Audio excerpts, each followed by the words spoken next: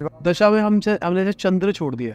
चंद्र वैसे ही बता दिया मैंने, जब चंद्र की दशा आती है माता से प्यार, जब चंद्र खराब होता है तो माता बेचारी चली जाती है, जब चंद्र अच्छा होता है तो लिक्विड मणि बहुत ज़्यादा आती है। तो चंद्र किस घर का मालिक है? जिस घर का मालिक है उसका फल देना। पहली बात तो ये है, चंद्र को अच्छा कर लो पहले से। जब चंद्र की दशा आए तो आपने क्या करना है? गंगा स्नान करना शुरू कर दीजिए। प्योर चंद्र कौन है? गंगा। तो वहां पे गंगा स्नान करने जाइए महीने में 1 दफा, तो कभी भी आपको चंद्र ग्रह बुरा प्रभाव नहीं देगा। माता की सेहत भी ठीक हो जाएगी। जिस घर का मालिक है उस घर के प्रति आपको फल मिलने शुरू हो जाएंगे। मान लीजिए चंद्रमा बुरे घर का मालिक है, तो आप कहते हो बुरे घर का मालिक है, ये ना हो गंगा स्नान करने जाऊं तो मेरे को रोग ऋण शत्रु जाग जाए। अरे भाई, रोग ऋण शत्रु देख रहे हो आप छठे घर से, लेकिन छठे घर से ये नहीं देखते आपका कर्म का भाग्य जागता है। आप जो काम करते हो उसका समय जाग जाता है। जब इंसान के शत्रु जागते हैं तो इंसान भाग दौड़ के अमीर बनता है। मैं इससे अमीर बनूंगा, मैं ये दावा करता हूँ, मुझे पता है मैं अगर ये काम करूंगा तो मैं अमीर और बन जाऊंगा। वो और अमीर बन जाता है, पर ये नहीं पता। इसलिए चंद्र की मादशा में गंगा स्नान करना चाहिए इंसान।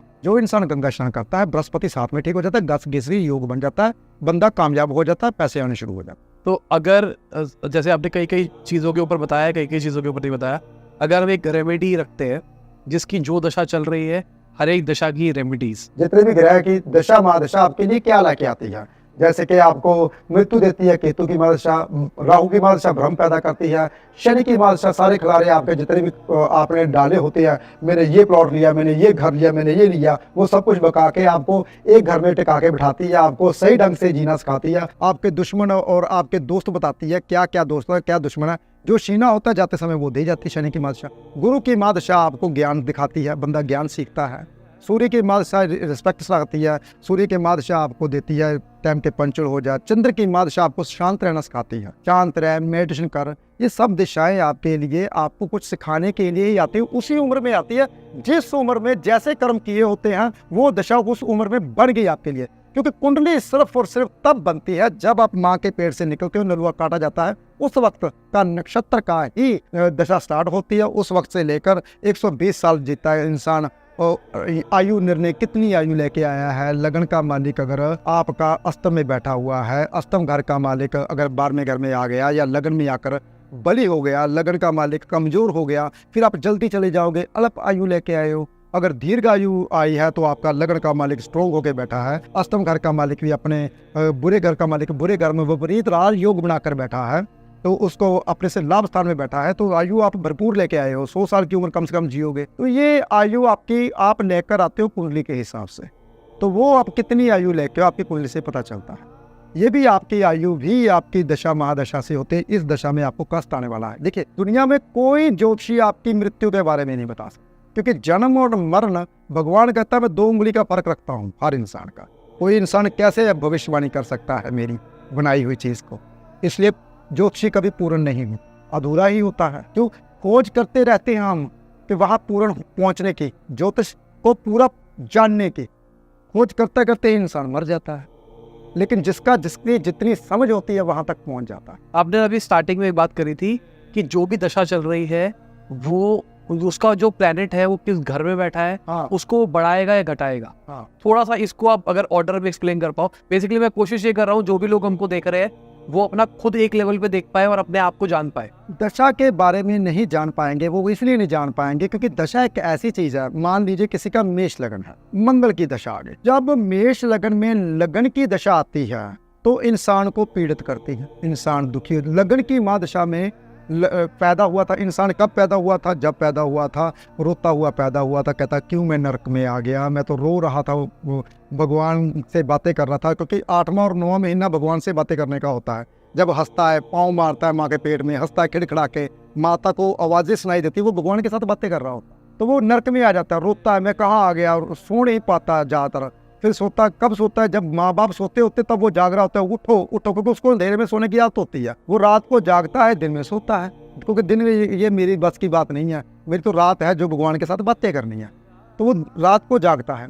तो इसलिए क्या होता है कि जब इंसान का जन्म होता है वो कभी भी अच्छा नहीं होता। उसी बार जब इंसान का जन्म होता है ज़्यादातर 99% मौत भी उसी बार ही होती है। अच्छा। जब इंसान का जन्म होता है मौत भी उसी बार ही हो। कहीं ना कहीं लग्नेश की दशा लगी होती है सूक्ष्म में, चाहे ले लो, चाहे महादशा, चाहे अंतदशा, चाहे प्रणतदशा, प्राण दशा, चाहे सूक्ष्म दशा।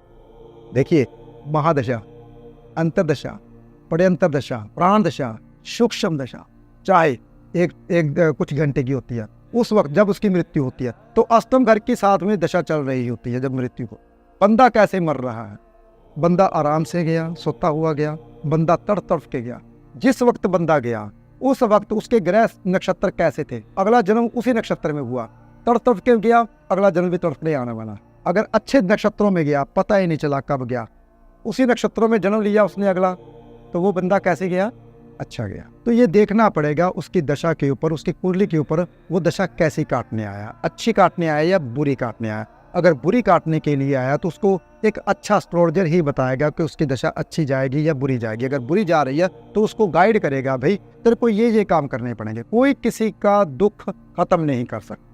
दुनिया में जो भगवान ने लिख दिया, दुखों से इंसान सीखता है। भगवान कहते हैं मेरे बच्चे को सीखने के लिए मना कर रहे हो आप, उसके दुख दूर करके हमें कम कर रहे हो, तो खत्म नहीं कर सकता। लेकिन ज्योतिषी उसको बता सकता है भी तेरे को ऐसे ऐसे दुख आने वाले हैं, तू इससे आगाज हो जा, तो परेशान मत, तो ये चीज़ तेरे पास आने वाली है। वो पहले से सुधर जाता है, यार मेरे साथ अच्छा ये बुरा वक्त है, तो बुरा वक्त वो काट लेता है। जब उसको पता होता है तो मेरे से इतना बुरा वक्त है, फिर भी वो दान पुण्य करता है तो उसका बुरा वक्त जैसे कि 6 महीने में बीतने वाला था 2 महीने में, 1 महीने में बीत जाता है, कम हो जाता है, लेकिन ख़त्म नहीं। एक लाइव करते हैं, मेरा करते हैं, और आप बताओ कि मेरी कौन सी दशा चल रही है और क्या है, मतलब मुझे क्या करना चाहिए, ताकि सब भी समझ पाए। और आप मेरे को नहीं जानते, मैं पहले क्लियर कर देता हूँ।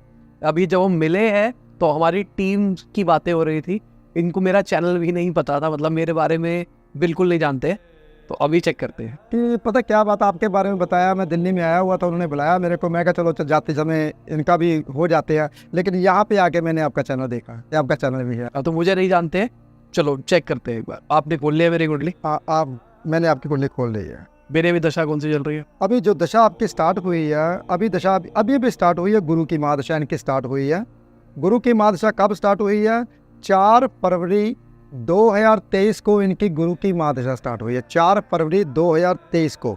और कब तक चलेगी? 4 फरवरी 2039 तक, 39 तक आपकी दशा चलेगी। सच बताना दिल से, जब से दशा स्टार्ट हुई है, आपकी दशा स्टार्ट हुई है 4 फरवरी 2023 को, तब से ही आपने कुछ भगवान का नाम या ज्योतिष की बातें या कुछ ज्ञान लेना शुरू किया? दिल से बताना मुझे, क्योंकि कैमरे के आगे इंसान को गलत नहीं बोलना चाहिए। नहीं, ये चैनल इसी तक अभी तो शुरू किया है, इससे पहले तो मैं मानता ही नहीं था। अगर आप मानता नहीं थे, देखो तो भगवान ने क्या किया, आपको ज्योतिष की बातें ज्योतिषियों के पास भेजना शुरू कर दिया। गुरु की महादशा भी स्टार्ट हुई है तो भगवान ने पहले से ही कर दिया, क्योंकि कहीं ना कहीं आपके अच्छे कर्म होंगे, ज्योतिषी आपको मिलेगा, आपको बताएगा आप इस दशा में, जैसे कि मैंने बताया गुरु की महादशा में ज्ञान लेना चाहिए, बुजुर्गों के सिर के ऊपर हाथ लगाना चाहिए, आशीर्वाद लेना चाहिए, बुजुर्गों का इज्जत मान सम्मान करना चाहिए। तो ये दशा आपकी स्टार्ट हो चुकी है। आपका मकर लगन है, लगन में शनि है आपका, तो प्रोडिक्शन कर दूं सबके सामने, कोई दिक्कत तो नहीं है? कोई दिक्कत नहीं है। शनि जिसका लगन में होता है, मकर लगन होता है, तो वो इंसान कैसे होते हैं?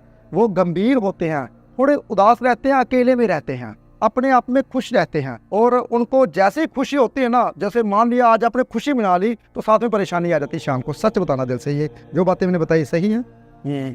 और राहु 12वें घर में है, अभी नींद के घर में राहु बैठे हुए हैं, तो रात को लेट ऐसे इंसान सोते हैं तो लेट ही उठते हैं, ऐसे इंसान सुबह जल्दी उठ नहीं पाते। राहु 12वें घर में होता है तो इंसान को लेट सिखाता है, और इंसान सोचता रहता है, प्लान बनाता रहता है रात को। और जैसे बुध आपका मेष राशि का 4थे घर में बैठा है, माता की सेहत खराब करता है, माता को परेशान करता है। इनको फर्स्ट फ्लोर पे रहना चाहिए, जाके माता की सेहत भी ठीक रहे, खुद भी ठीक हो जाता है। माता के लिए ये कुंडली खराब है। माता की सेहत कैसी है? अच्छी नहीं है।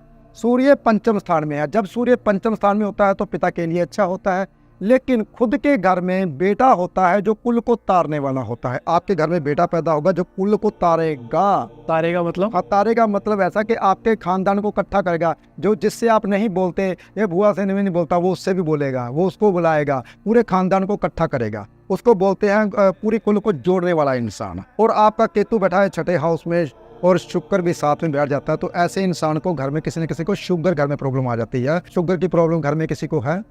मम्मी पापा को दोनों को है। देखो मैं आपको नहीं जानता, रियलिटी है, क्योंकि कैमरे के आगे बता रहा हूँ, लेकिन मैं मोटा मोटा बता रहा हूँ। मैं कुछ भी नहीं देखा, और मैंने 1% भी कुंडली नहीं देखी। अभी सिर्फ मेरे सामने सिर्फ आपकी लगन कुंडली खुली और कुछ भी नहीं है। सिर्फ इससे ही निर्णय कर रहा हूँ। कहीं ना कहीं मैरिज को लेकर दिक्कत रहता है, क्योंकि मंगल और गुरु आपका नीच का, गुरु उच्च का, मंगल नीच का, सप्तम घाट में बैठा हुआ है। जब कभी मंगल उच्च का होता है, गुरु नीच का होता है, उच्च भंग और नीच भंग हो जाता है। ऐसे बंदे को कभी भी कपड़ा दान नहीं करना चाहिए। आपको अपना कपड़ा दान करोगे, अपने कपड़े नहीं बचेंगे पाने के लिए, पैसे घर के लिए तंगी हो जाएगी। और विदेश यात्रा करने वाला इंसान, आप विदेश यात्रा करोगे, विदेश से पैसा आएगा। कुंडली आपकी अच्छी है, कहीं ना कहीं मैच को लेकर दिखते थी, लेकिन जब आप गुरु की मादशा में आए हो तो ये भी दूर हो जाएगी, ज्ञान आ जाएगा आपको। ये आपकी मैंने कुंडली मोटी मोटी देखी है, ब्रीकी में तब देखूंगा जब आप मिलेंगे तो कैसे दिल से बताओ कैसी लगे, जो मैंने प्रोडिक्शन की कैसी है? बिल्कुल सही है। ऐसे ही हम ज्योतिष की प्रोडिक्शन करते हैं। ये तो मैंने कुछ नहीं बताया अभी होरा के बारे में नहीं बताया, अभी मैंने महादशा दशा के बारे में। महादशा में अंतर्दशा वैसे है तो गुरु की ही आपकी चल रही है, तो आप ज्ञान ले रहे हो। दशा के बारे में अभी आपका मैंने गोचर नहीं देखा कि आपका गोचर क्या चल रहा है, गोचर के ऊपर प्लैनेट कौन कौन से चल रहे हैं। जैसे कि दूसरे घर में शनि चल रहा है आपका गोचर में, तो ऐसे अभी मैंने गोचर नहीं देखा। फिर उसके बाद मैंने ये नहीं देखा कि वर्षफल आपका कौन सा चल रहा है, कौन से वर्षफल में। अब मैंने कुछ नहीं देखा, ये मैंने मोटा मोटा बताया आपको। वो मैं इसलिए बताया ताकि आपको पता चले ज्योतिष सत्य है, जो आप यकीन नहीं करते थे ज्योतिष के। लेकिन वो अलग बात है कि लोगों ने ज्योतिष को वहम भरम डाल दिया, क्योंकि जो ज्योतिष जानता है, जो पढ़ता है, उसको पता है पहला घर किसका होता है, पहले घर से कितनी चीजें देखी जाती हैं। लोग पहले घर से 3 से 4 चीजें देखते हैं, लेकिन मैं 600 चीजों के बारे में बता सकता हूँ। अगर पहले घर की ही बात करूँ, सुन के हैरान हो जाओगे। मान लीजिए मकर लगन है आपका, पहले घर का जो स्वामी है वो है शनि। वो आपका कौन सी घर में पड़ा है, उसकी स्थिति क्या है, बहुत ध्यान सुनते जाइए। फिर वो जिस घर में पड़ा है वो कौन से नक्षत्र में बैठा हुआ है, आपका लगन कौन से नक्षत्र में है, आपके लगन को कौन कौन से ग्रह देख रहे हैं, आपके लगन को कौन कौन से ग्रह देख रहे हैं, और जो ग्रह देख रहा है वो उच्च का है या नीच का है। जैसे आपके लगन को मंगल भी देख रहा है, गुरु भी देख रहा है सप्तम हाउस में बैठ के, और आपके लगन को, और जो शनि है, शनि को कौन ग्रह देख रहा है, शनि कौन से नक्षत्र में है। देखिए बहुत सारी चीजें हैं देखने के लिए, लेकिन अभी मैंने सिर्फ और सिर्फ जन्म कुंडली में 2-4 बातें देखी है, वही उसके बारे में बताया। मैं चाहता था कि लोगों को पता चले, ये मैंने इसलिए बताया था कि लोगों को पता चले ज्योतिष सत्य है। वो अलग बात है कि ज्योतिषियों के पास ज्योतिष नहीं है। हम सीख रहे हैं, कोशिश कर रहे हैं कि इसको ऊपर तक लेके जाने की। हमें बंदे की शक्ल देख के पता चल जाए ये बंदा इस लगन का है और ऐसा होगा, इसका आने वाला भाग्य ऐसा होगा, वो कुंडली खोलने की जरूरत ना पड़े। और ऐसा मैं बनूंगा जरूर, क्योंकि मैंने तय कर रखा है कि जो इंसान जो सोचता है वो बनता जरूर। तो अभी मुझे क्या समझ में आया कि ये जो दशा है ये हमारी थीम बता रही है कि हमारा ये टाइम कैसा रहेगा, किस टाइप का ओवरऑल रहेगा, और उस थीम के हिसाब से हमको रहना चाहिए। अगर नहीं रहेंगे तो उसकी नेगेटिव परेशानी आएगी। देखिए मैंने अभी भी पॉडकास्ट किया था, उसमें बताया था कि मैंने जो होता है ना दशा, जो भगवान है ना, भगवान आपका लिखारी है। एक लेखक फिल्म लिखता है, एक डायरेक्शन देता है, दूसरा जो ज्योतिषी होते हैं वो डायरेक्शन देते हैं। जो फिल्म आपकी लिखी गई है, अगर आप उसी मुताबिक चलते हो तो आप हिट जाते हो, आप अमीर बनते हो, किसी चीज़ की तंगी नहीं रहती, आपको परेशानी कभी नहीं आती। अगर आप मूवी के मुताबिक नहीं चलते, जो भगवान ने लिखी है उसके मुताबिक नहीं चलते, और तीर्थ यज्ञ नहीं करते, हवन नहीं करते, किसी पंडित ब्राह्मण से नहीं पूछते, किसी सेवा भावना नहीं करते, और उसका दान पुण्य नहीं करते, तो फिर आपको दुख तो भोगने ही पड़ेंगे, क्योंकि आपको पता ही नहीं है कौन सी चीज़ दान करनी है, कौन सी चीज़ नहीं दान करनी, वो आपको पता ही नहीं है। वो तो एक ज्योतिषी ही बताएगा। तो जैसा जो चल रहा है, जो भगवान आपको भेज रहा है, बस कर्म अपने करते जाइए। सुबह जल्दी उठिए। जब आपको परेशानी आ रही है, सुबह जल्दी नहीं उठ सकता, मैं परेशानी आ रही है कि मैं ये उपाय नहीं कर सकता, फिर आपको ज़रूरत है जाने की। अगर आप कामयाब नहीं हो रहे तो डायरेक्शन जरूर दिखानी चाहिए आपने कि आपके डायरेक्शन में क्या लिखा है, आप किधर जा रहे हो। आप वेस्ट की ओर जा रहे हो, जो आपने कामयाब होना है वो नॉर्थ की ओर होना है, वो तो आपकी कुंडली ही बताएगी। ठीक है, तो इसका मतलब आपने जो बताया वो बताया फ्री विल का कंसेप्ट। मेरे हाथ में कंट्रोल है मेरी जिंदगी का। बहुत सारे एस्ट्रोलॉजर कहते हैं जो लिखा हुआ है वो लिखा हुआ है, नहीं बदल सकते उसको। नहीं बदल सकते हैं, अपने कर्मों के हिसाब से आप अपना भाग्य बदल सकते हैं। गलत बात है जो ये बोलते हैं कि आप नहीं बदल सकते। बदल सकते हो, आप अपने भाग्य को बदल सकते हो। अगर मान लीजिए अगर मेरे को दिल्ली में ना बुलाते, अगर मैं यहाँ पे ना आता, लोगों को कैसे पता चलता? पंजाब में एक एस्ट्रोलॉजर है प्रोफेसर गुरदीप बड़ा, जो सीधी बात करता है, पॉजिटिव बात करता है, कैसे पता चलता लोगों को? अगर मैंने कर्म किया, मैंने वहाँ से उठकर वहाँ पे आया और आपके पास बैठा, उनके पास बैठा, किसी के पास बैठा, अगर मेरे एपिसोड गए तभी तो लोगों को पता चला। अगर मैं एफपीडी ना करता, मेरे भाग्य में तो लिखा है राजयोग, मुझे क्या जरूरत है करने की? तो फिर कैसे?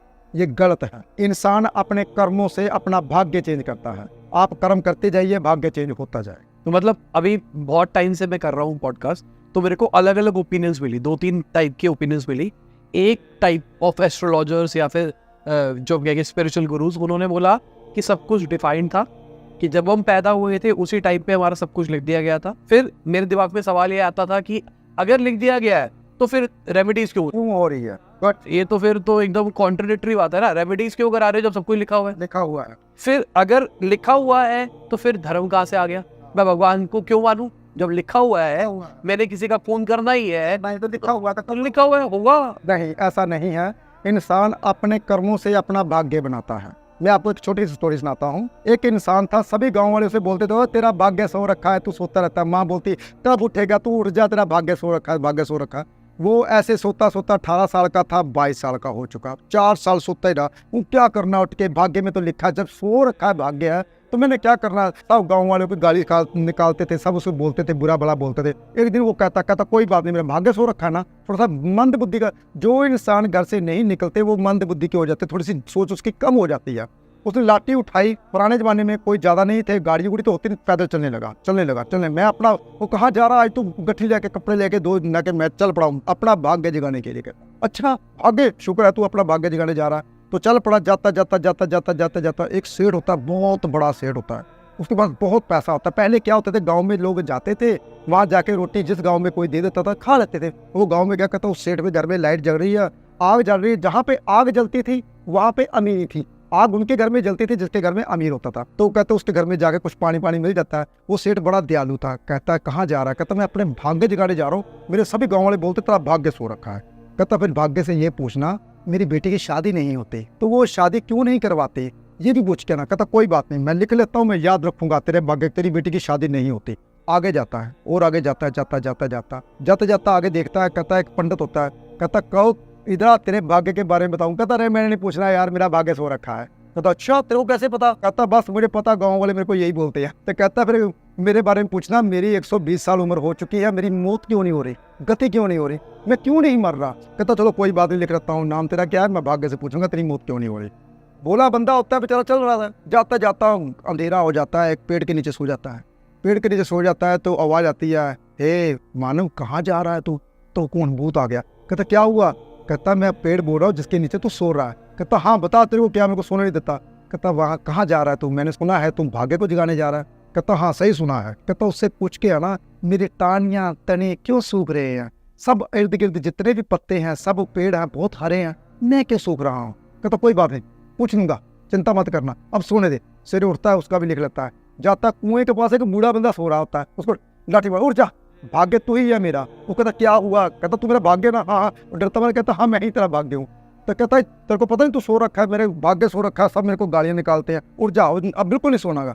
कहता अच्छा। कहता अब जाग गया, अब नहीं सूंगा, चिंता मत कर, जा जो तू वापस घर पे जा। कहता अच्छा सुन, पहले रुक जा, पहले मुझे ये बता कि वो पेड़ है, पेड़ सूख रहा है, वो क्यों सूख रहा है, क्या बात है? वो कहता है मैं सूख रहा हूँ। कहता उसके नीचे धन दबा हुआ है, वो तभी सूख रहा है, उसको पानी नहीं मिलता। चल जा तेरा भाग्य जाग गया। कहता नहीं रुक जा, अभी एक पंडित भी था, वो कहता है मेरी मृत्यु नहीं होती। वो कहता सारी जिंदगी पंडित ने किसी को ज्ञान नहीं दिया, उसको बोल किसी को ज्ञान दे दे, उसकी मृत्यु हो जाएगी। कहता यार अच्छा हाथ से एक बेटा, एक वो सेठ था, उसकी बेटी की शादी नहीं हो रही थी बेटी की। वो क्या? कहता उसकी बेटी की शादी भी होगी, तू जा, तेरा भाग्य खुल गया, जा। वो चला गया। रात को उसी पेड़ के नीचे सोता है। पेड़ बताता है भी तेरे नीचे तो धन लगा हुआ है। कहता तू ही निकाल ले, और तो कोई आएगा नहीं, कौन जंगल में आएगा, तू धन निकाल ले। वो बेचारा धन निकाल लेता है, इतना बड़ा तिजोरी बैग होता है। वो रास्ते में किसी को सर्फी दे के तो वो ले लेता है, एक गड्ढा जो रेड़ा होता है, तो धन से रेड़ा हुआ भरा जा रहा होता है। तो वो पंडित मिलता है। पंडित कहता क्या? वो मेरे बारे में पूछ के आया। कहता हाँ वो पूछ के आया हूँ। कहता तू किसी को ज्ञान नहीं देता, पूरी जिंदगी अपने अंदर ज्ञान दबा के मारा हुआ जा रहा है, इसलिए मर नहीं रहा। कहता उड़िया मैं तेरे को थापी देता हूँ, अपना सारा ज्ञान तेरे को देता हूँ। देखिए घर से निकला, धन मिल गया, ज्ञान मिल गया। उसने क्या किया था, जब धन निकला था ना, एक माणिक की माला उसने अपने गले में धारण कर ली थी, लाल रंग की। तो वो ऐसे सेठ बन गया, अब ज्ञान आ गया। तो सेठ के पास गुजरता, सेठ कहता वो बात तो सुन, क्या हुआ? तो कहता क्या बन गया तेरा? कहता बस कुछ नहीं।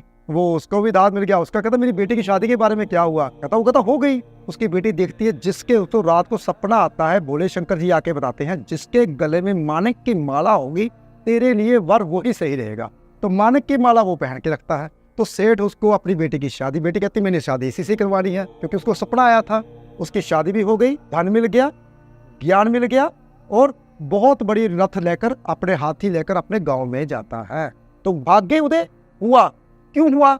जब वो सोकर उठा, घर से निकला, हम घर से निकलते नहीं, हमारा भाग्य तो लिखा हुआ है।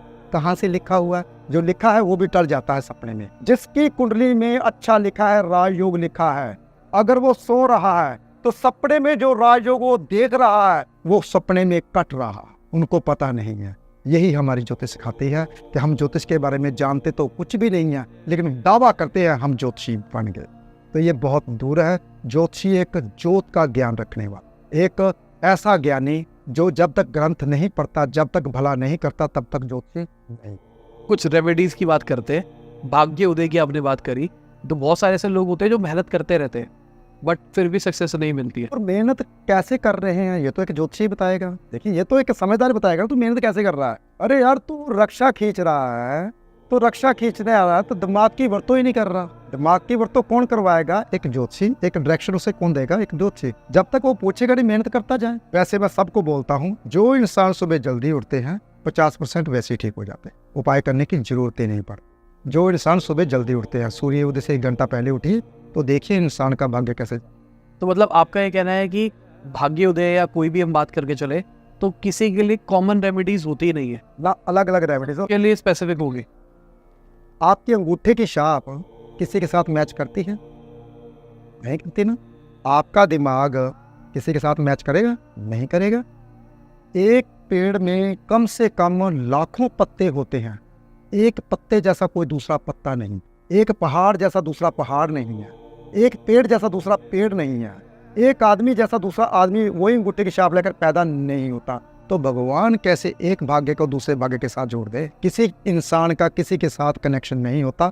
हर एक की कुंडली अलग अलग होती है, हर एक की रेमेडीज भी अलग अलग हो। तो हम ऐसे नहीं कर सकते जैसे भी आपने बताया था कि अगर ये प्लेनेट खराब है तो ये रिश्तेदार से आपकी बनेगी नहीं। तो वो मैंने बताया तो है आपको, एक तरह से हमने पैटर्न निकाल लिया। मैंने बताया तो है, मंगल खराब है तो आस पड़ोस के साथ नहीं बनेगी, सूर्य खराब है तो पिता के साथ नहीं बनेगी, सरकार राजद्वार के साथ नहीं बनेगी। अगर किसी को पैसे की दिक्कत है तो मतलब उसका चंद्रमा खराब है, लिक्विड मनी, लिक्विड मनी की दिक्कत है, तो लिक्विड मनी की रेमेडी तो सबके लिए काम करेगी ना। लिक्विड मनी की देखिए चंद्रमा अगर दूसरे घर में है तो मैं बोलूंगा सफेद चंद्र का तिलक लगा भाई। अगर चंद्रमा अष्टम घर का मालिक है, चंद्रमा बुरा कर रहा है, अगर वो उसका तिलक लगाएगा या उसका स्टोन धारण करेगा तो परेशानी आएगी। तो उसको मैं क्या कहूंगा? 12 मोती चलते पानी में जल प्रवाहित कर। उसके लिए रेमेडीज अलग है, लेकिन एक रेमेडीज है जो हर के लिए है, वो भोले शंकर के ऊपर कच्ची लस्सी चढ़ाए 8 दिन 8 सोमवार लगातार। ये रेमेडीज हर इंसान कर सकता है, क्योंकि भगवान के घर में चाहे गुंडा चला जाए चाहे साधु चला जाए वो एक बराबर हो।